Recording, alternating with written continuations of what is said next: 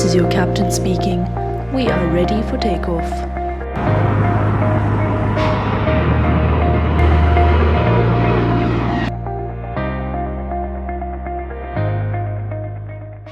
Good day everyone, thank you for joining us on our YouTube channel. Today with us we've got Captain Dean Smith. Good day Captain, thank you for joining us today. How are you doing? Hello Seabear, I'm doing well, thanks. It's nice to be here, thank you for inviting me. Lovely, so let's jump straight into it. So for those of us who don't know you, who is Dean Smith? Where were you born and where have you lived? I'm a South African. I was born and bred here in the Johannesburg area. Lived most of my life in South Africa. Spent 4 years in Europe. It's basically Johannesburg is my home. Oh, stunning. And what other interests do you have outside of flying? I do cycling. My wife always tells me that I ride twice a year. Once the 94/7 to practice for the Argus. So I cycle, and I have a big interest in old cars. I have one of my own, a 1940 Chev, Beautiful. and we actually building one at this point in time. Wow, that's impressive. That is beautiful. And how old were you when you started flying? And what sparked the interest in flying? I was 23 when I first started. But the interest started when I was 12. My uncle had a Tiger Moth that he was building. It was all in pieces. But I just mainly played around the hangar, but that's where the interest started. But then school got in the way, and girls got in the way, so it was only late, 23. All right. And once you'd completed your training, after you had acquired your commercial pilot license, what was the next step for you? My next step after the training was I enjoyed the way that my instructor put across all the information, and I wanted to do that. I think I had a flair for teaching, and I became an instructor. Oh, that's lovely. So what type of pilot would you say you are? Are you an airline pilot, a contract pilot, or corporate pilot? I've been all three. And I would say the airline is what I really am. All right, so you enjoy airline flying more. How many hours have you acquired over the years of flying, and how many years have you been flying? I've been flying commercially for 48 years. And I have 20,000 hours, but I have to add that only at the controls, not sleeping in the bunkers. Lovely, lovely. All right. And in these hours of flying, in your earlier hours, have you ever been lost? Yes, I have. In the early hours of flying the Piper Cult. In fact, I'll just go back there. A friend of mine had a half share in a Piper Cult. And he took me for a flip, which really, that's where my passion started. He asked if I wanted to buy a half share in it, which I did. Sold my car and rode to the airport on a bicycle. That's dedication. And then we flew all over the country in this little Piper Cult. Built up our 200 hours. And during all this flying, I got lost one day flying back from Durban to Rand Airport, and I was totally unsure of my position. Not lost, you know. Yeah. And it was actually at night, and I was near Heidelberg somewhere. And eventually air traffic control called me up and said, "Hey, happy wanderer, do you know where you are?" So he then guided me home to Rand Airport, but he never left me alone.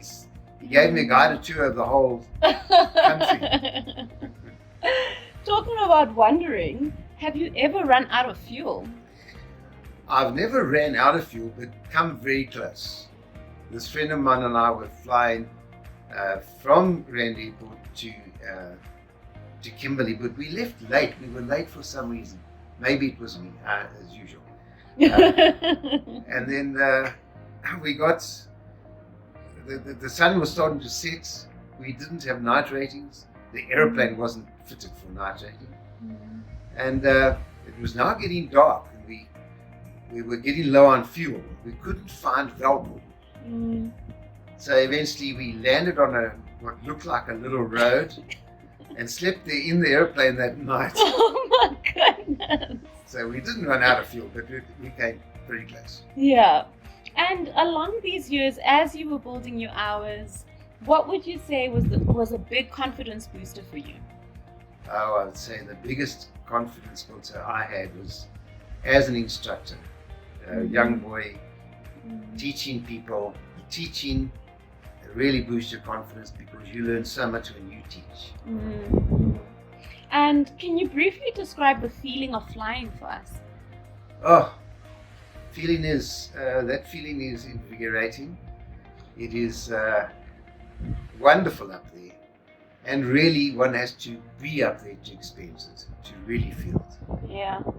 The Northern Lights is what I would say is the most memorable, because up there flying way up in the Northern Hemisphere, to experience that, the Northern Lights, the Aurora Borealis, the lights are just spectacular. They sort of come at you, and it's almost as if you can put your hand out and touch them. Stunning. Sounds absolutely beautiful. And in your career, have you witnessed any flying incidents or accidents? Yes, a couple. In the training environment, when you're in the circuit all day, at the airport all day, then there was an engine failure after takeoff. I wasn't in it, but another air crew, and they survived. And then also, trainer coming in to land, his landing went horribly wrong. Oh no. All over the place, but they survived that as well. All right, so none of your own? Oh, yes, I was in one myself. Also in those early days of the Piper Cult, I was landing in and out of a little strip out in the bush, and one day on landing, the right undercarriage connected with a rock that suddenly put itself in its way. Oh no. And it broke the right undercarriage off. So we went spinning, circling to a skidding halt. But we were all okay. I'm glad everybody survived that. Yeah. And for any upcoming pilots or people who want to enter the aviation industry, do you have any advice for them? Yeah, they must do their maths, learn maths, try to be reasonably good at it, study hard and well, and know your emergencies. You must know your emergencies, and you must treat every flight as a learning experience. Don't fear weather. Respect weather. Don't fear it. Lovely. All right, and can you share a highlight in your flying career? A highlight? I would say the highlight was flying to the Antarctic, landing on the ice. That was, it's just amazing. That ice is a mile thick, and it's blue. You look down and it's just blue. Wow. And also, so that was my first time there, and I took the Boeing 727 there, which was also its first time ever to land on the ice. That's stunning. All right, to close this off, since you've got 4 bars, we're going to ask you 4 rapid fire questions. All right. Are you ready? Yes. The first one is, what 4 things do you always take with you when you go flying? You must always take a nice top kit, because you never know if you're going to come back. You take a pen, always have a pen handy. Yes. Your license, of course, and your, of course, I need glasses. Yeah, okay. And what are your 4 favorite places that you've flown to? 4 favorite places. Copenhagen. I love Copenhagen. Also Helsinki, up there in the northern hemisphere. Dublin, of course, is just magic. The And back home, the DC-3 trips that we did to all the game lodges in Magic. Oh, beautiful. And can you describe a good pilot in 4 words or 4 sentences for us? A good pilot in 4 words: he must be punctual. He must really respect his colleagues. Always be nice. Know your technical stuff. Know your aircraft technically. And he must have good stick and rudder feel and seats the pants flying. Excellent.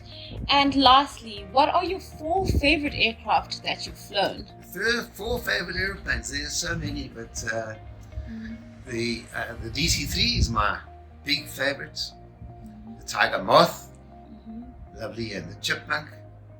Nice aerobatic airplanes. And then of course the sports car of the sky, which is the Boeing 727. Absolutely beautiful. Thank you so much, Captain Dean Smith, for taking time out of your busy day to come and share your stories with us. It was absolutely lovely to be with you today, and I'm sure there are many who will be inspired by this video. Oh, I certainly hope so. Thank you, Sina. Thanks for doing this, and bye.